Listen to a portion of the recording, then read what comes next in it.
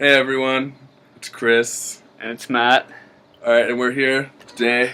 We're going to talk about Mouse. Great book.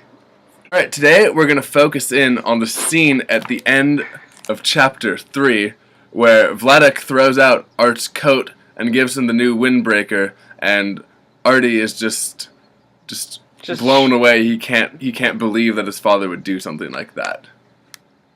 Alright, so what we were really interested in while we read this was kind of how he finishes off with, if you can see that, he finishes off with Art being completely shocked that his father would do something like that, just throw out an old jacket, like, just complete disbelief. And then you finish reading that, and then you turn to the next page, and you get to this very powerful image right here. Okay.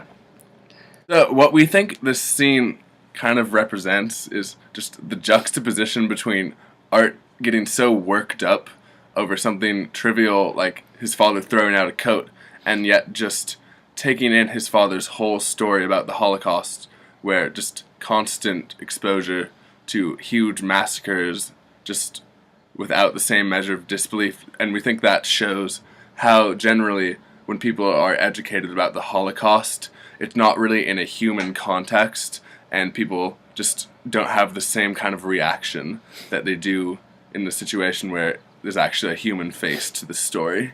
I think that he really wants to draw attention to the fact that usually when we're taught about the Holocaust, it's presented in like a very strictly like historical standpoint, and so we're kind of really desensitized to the horrors of it. And so I think with Mouse, what he's attempting to do is present it in a new way, in a much more humanized context.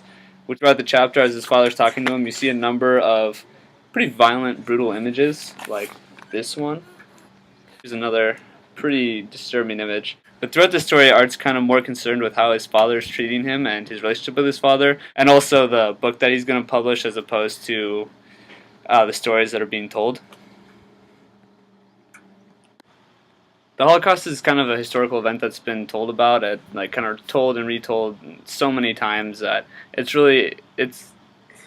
gotten to the point, not to minimize the impact, but it's gotten to the point where it's kind of hard to discern between individual stories.